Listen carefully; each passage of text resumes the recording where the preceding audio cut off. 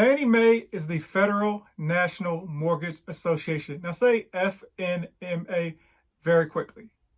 Actually do it. See, Fannie Mae, Fannie Mae, Fannie Mae. So that's where the name Fannie Mae comes from. They were established in 1938 after the Great Depression in order to help stabilize the housing market.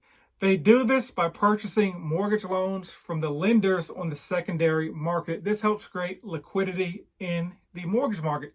For instance, when you take out a $300,000 loan, the seller gets that $300,000 at closing. You pay back the lender that $300,000 plus interest over the next 30 years. Most lenders don't have the money to keep making these loans because they're always collecting money on the back end. So they collect money on the front end by packaging up those mortgages into mortgage-backed securities and selling them on the second market to the Fannie Mae's and Freddie Macs of the world. Wait, who's Freddie Mac? Well, they're the Federal Home Loan Mortgage Corporation. If you say those quickly, they don't really sound like Freddie Mac, but I guess they were riding off the Fannie thing.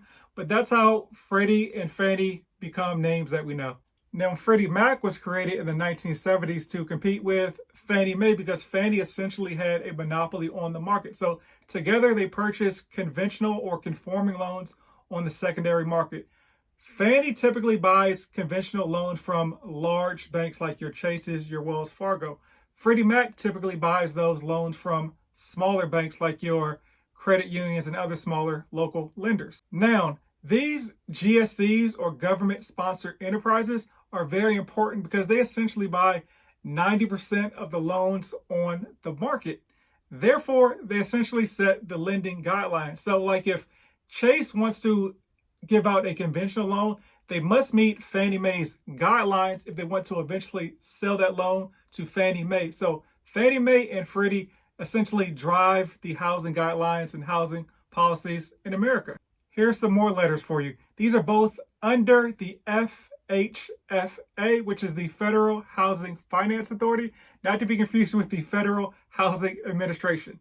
I know there was a lot here. The takeaway should be that big banks sell their loans to Fannie Mae, smaller banks sell their loan to Freddie Mac. There's also a Ginnie Mae and a Farmer Mac as well. Maybe we'll get to those in other episodes, but more videos for now.